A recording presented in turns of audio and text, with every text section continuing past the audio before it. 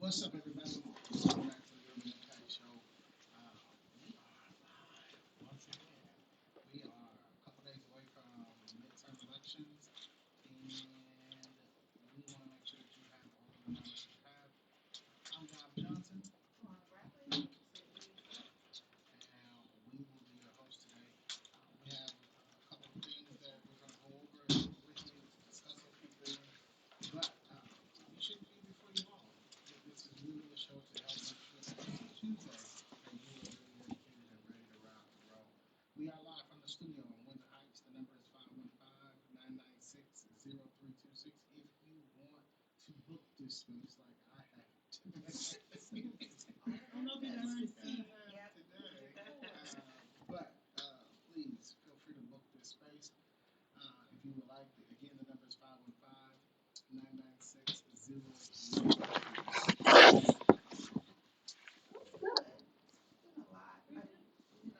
It was your birthday. Happy birthday.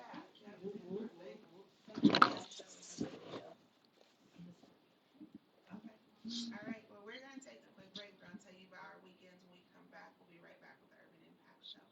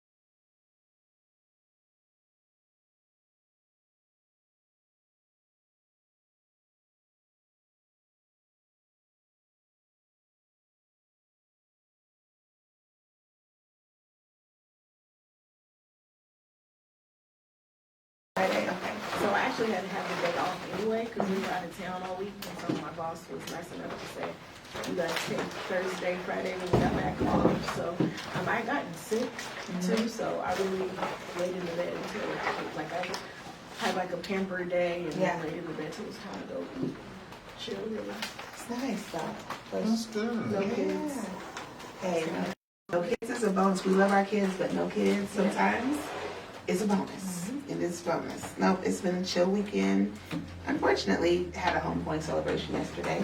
So, yeah, for my friends. So, I'm not quite like my happy, just everything's great with the world self. I'm thinking about a lot. And I don't know if it's those celebrations that make you just think about life in general and am I doing all the things I need to be doing? Is there something more? Am I wasting time? So I'm kind of going through some self-reflection that I do anyway every year, but that just kind of added a little bit more to the piece. So I'm in deep reflection. But no matter what, I'm here. So Yeah, I knew I wasn't gonna make the service, so that's why I went to the house. yeah, Just because it was just too much going on. And man, it's always like I never met the brother, but knowing the family, Yeah. you know, it's always.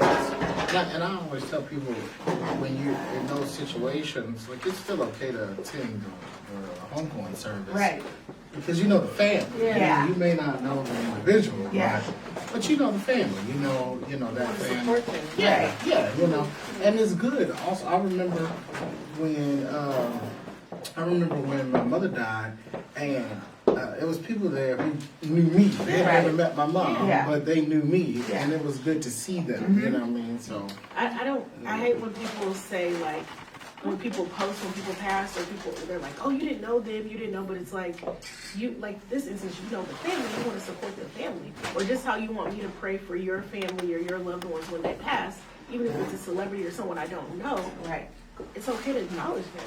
Yeah. It's okay to acknowledge even if you didn't know them personally. That's because we all dealt with loss. So the commonality we all have is that loss hurts, you know, no matter who you are. So I may not know the person directly. In this case, I knew the person very well. Yes. But I knew this person very, very well.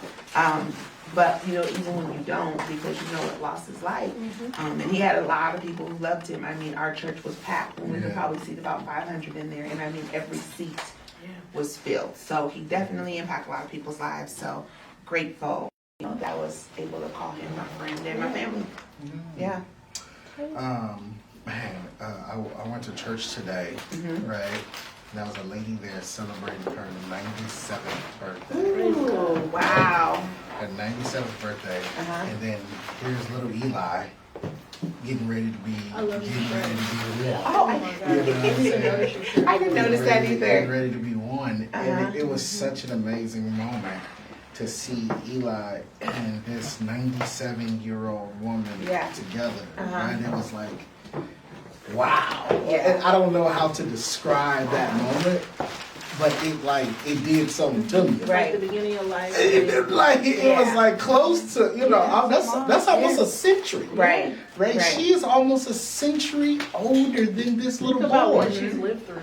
Oh my, it was so, Right. like the history of everything. I was just like, wow, the history of everything is just amazing. So Yeah. that's what honestly made me continue to just be in a position of gratefulness. today. Yeah. So I realized we're voting because you know of our children, of our babies, right? Like we're voting because there's a ton of stuff happening that if we do not show up to the polls and vote, it could potentially be catastrophic for them. Yeah. And so definitely want to make sure that we're doing everything we can. I know we have a guest coming up here. Actually, looks like we're right on time now. We're doing really good on that. This is but- not on our. No, she's not on this, but I wanted to say something about the voting thing. I had a conversation with a woman who's probably close to 80 and had dinner with her today, just came from Atlanta, and she was telling me why she votes. Yeah. And she was just saying to me, she goes, I vote because I'm black and I'm a woman. Yeah. And she was like, and you know what? We fought hard for both, you know. And she goes, that's why I show up those polls, and that's why it's important to me. And she looked at me and she said, and she's just this little old lady, and she said, do you know if every black person just voted, if every single person voted, or any other people of color, if they all came together and supported the candidate or the person that could change, she was like, they would win and things would change. And I mean, this is just her coming from her not really being into politics or anything, but it's just her coming from some like, the message was if we all could just come together and work together, the change that we all really want, it could happen. And so that's kind of was her takeaway for Tuesday. So she said, I get up early in the morning and I'm going straight to the polls. And that's why voting matters to her. Yeah. We're going to take a quick break. We'll be right back in 150 seconds. That's 2 minutes and 30 seconds for those who didn't know. We'll be right back, and when we come back, we'll have our guest with us talking about why he's running to be a Iowa State Senator. We'll be right back. Thanks for watching the Urban Impact Show.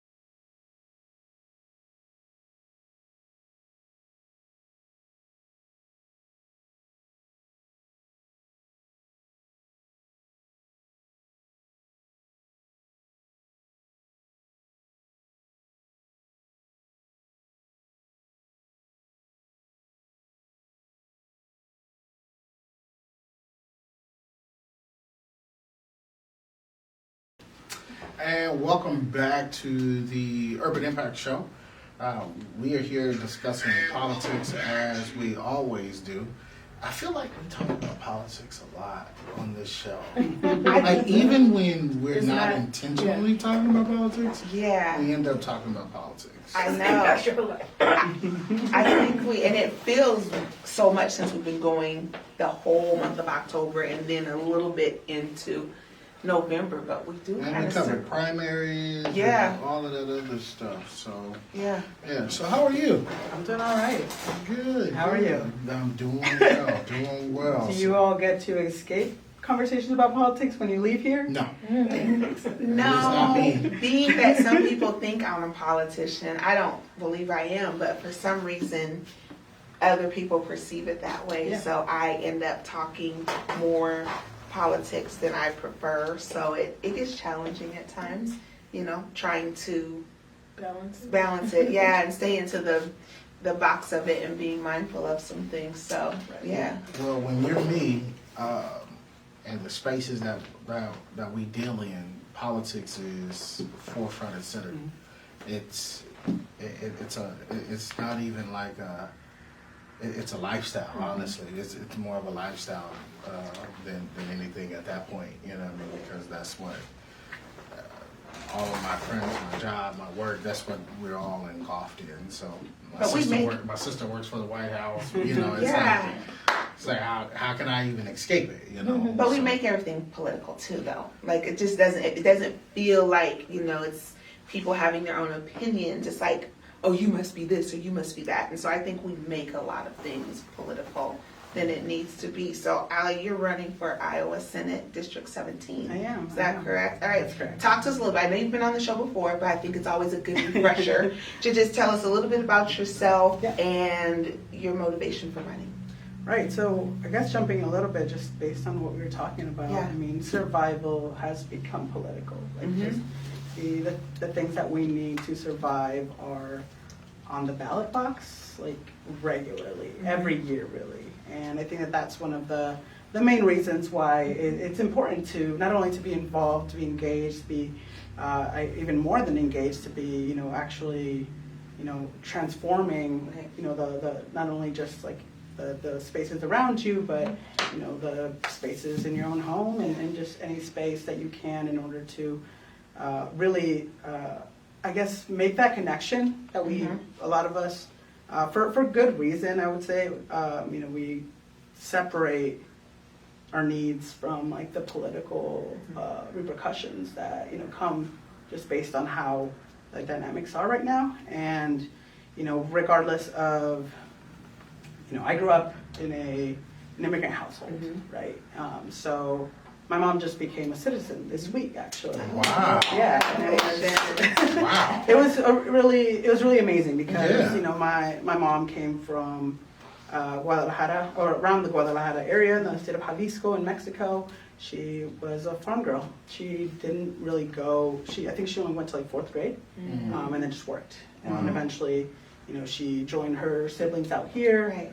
Eventually met my dad. 4th grade is what, 9, 10 10. years Yeah, old? roughly, yeah. And Wow. so she was, and so much of that, I now know how much politics is involved with it. I mean, first of all, cornfields in Mexico and Central America have been devastated because folks can't compete with the subsidies that our corn farmers have here in the state of Iowa, where corn really isn't an indigenous, like it's not indigenous to this area. So Right. we've really changed a lot of our ecosystem and the agriculture in the state to transition it to what it is now, which is a situation where most of the land is owned by people that don't even live here, and where we can't, where none of us here can truly access the amount of land that, some of these multi-billionaires have, right? And that makes it, really difficult for families to really go beyond what they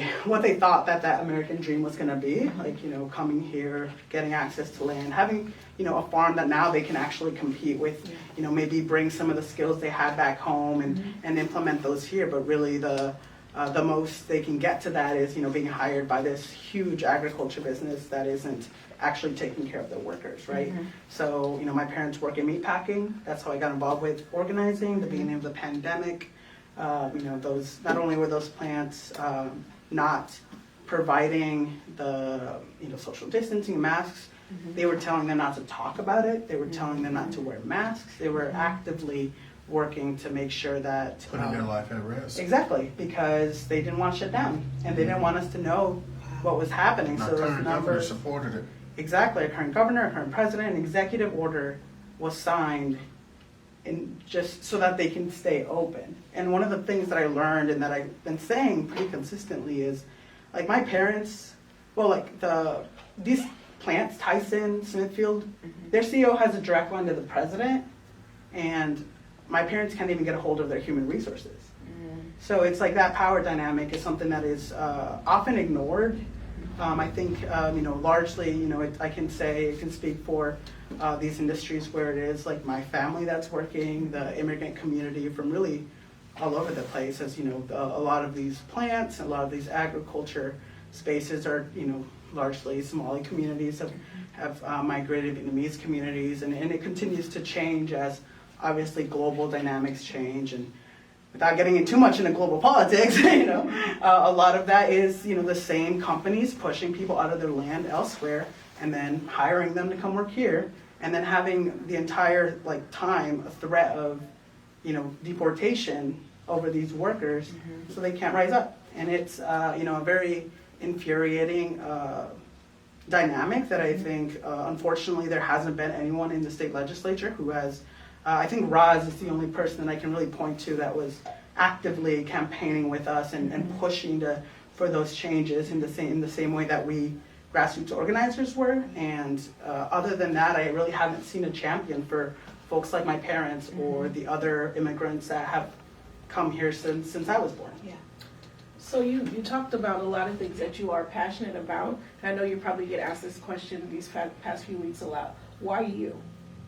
Yeah, I guess it's a combination of reasons. It was both in the work that I do, continuing to hear from folks in my community feel abandoned by our elected officials, by both parties.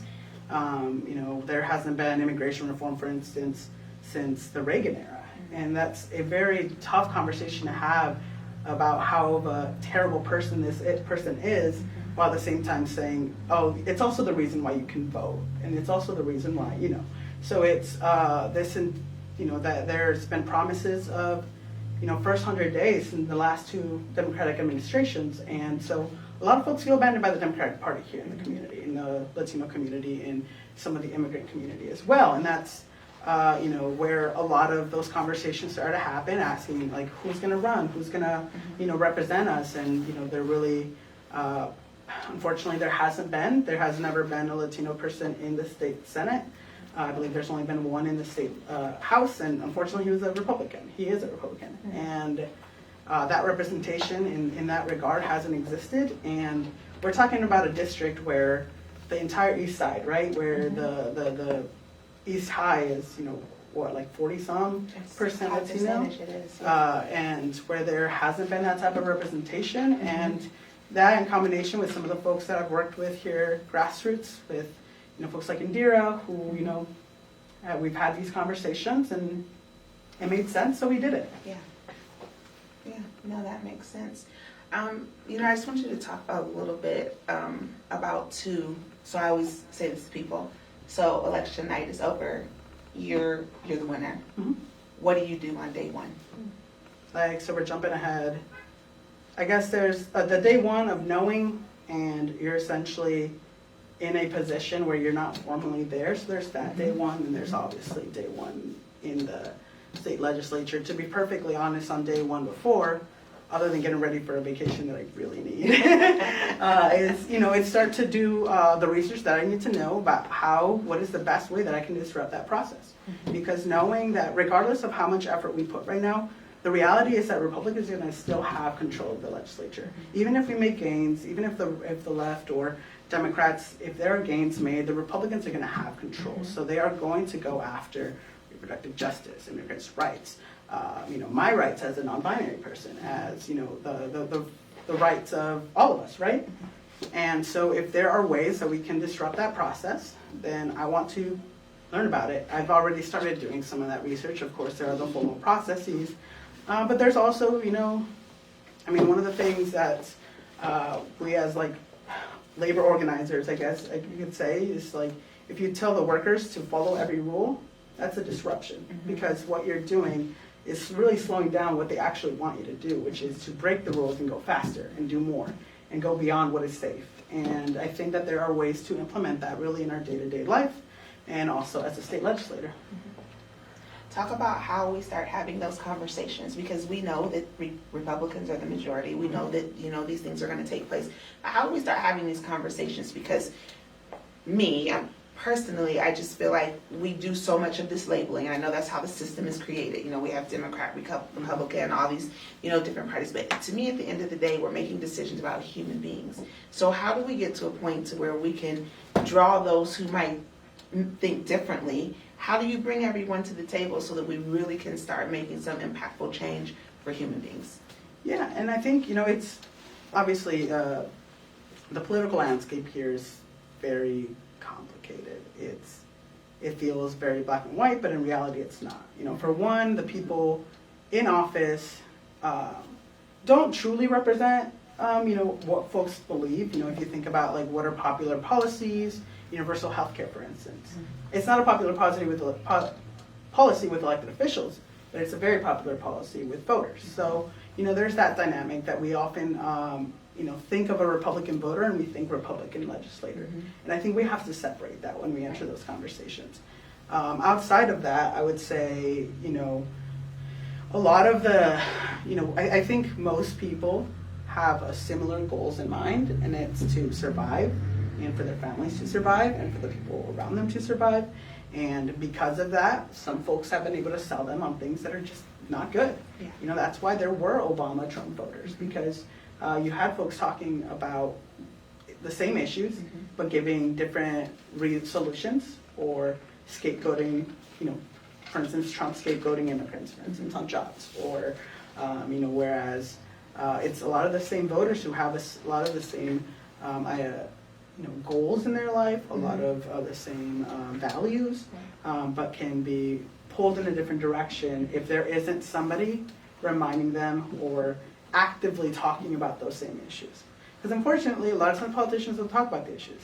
They don't, even when they're in office, they're not loud, they're not advocates for things. And we need someone to be the counter, because we know the other side's very loud. Right.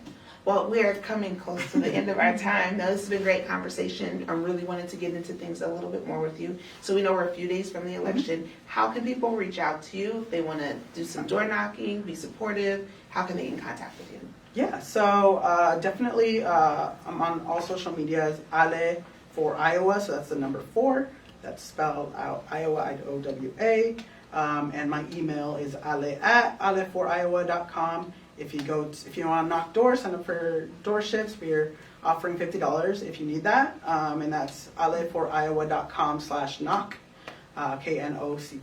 And you can sign up for that. You can sign up for phone calls, which we're offering 25, and then text messages as well. We're really trying to get folks information not only about voting, but if they need help voting, or if folks can offer rides, we're trying to connect people with those as well. So that's how you can get connected. All right. Well, great. If you want to learn more about Ale, he does have an ad on the Urban Impact Show that was paid for by his campaign, not the Urban Impact Show. So you can check that out to learn a little bit more about Ale as well. So we appreciate you being on the show. We wish you the best of luck on election night. If anything, it takes a lot to decide to make the decision Put your name out to there. run, to even just put your name out there. So I always feel like no matter what happens, win or lose, you've gained something, and you've done more than most people decide to do. Instead of being the person that sits at the table and complains about the issues, you are actually making a choice to do something about it. So just want to encourage you as you continue on your journey, that no matter what happens on Tuesday, I believe that you'll continue to be an active voice in your community and demand that change takes place. So thank you for joining us on the Urban Impact Show. All right, we are going to take a quick break. We will be right back with the Urban Impact Show.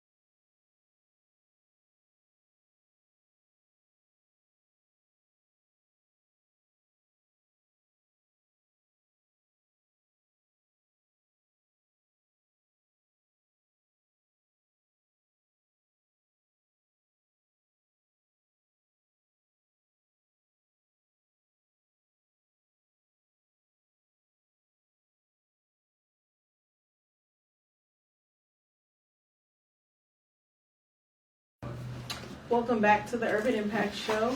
I feel like every time he comes on, he always has really good things to say. And good energy. Yeah, really good energy. They, He's confident. they. Every time they come Every on. time they come on. Yeah. And Somebody texts me already like, hey, remember it's they. Yeah. Because I messed up and said he as well. And they has great confidence, and I'm excited to see, where he goes in the future.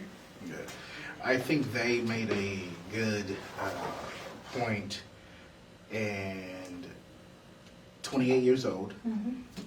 And so these young people who are running for office, you have to be careful how you treat them because they're going to be around for quite some time.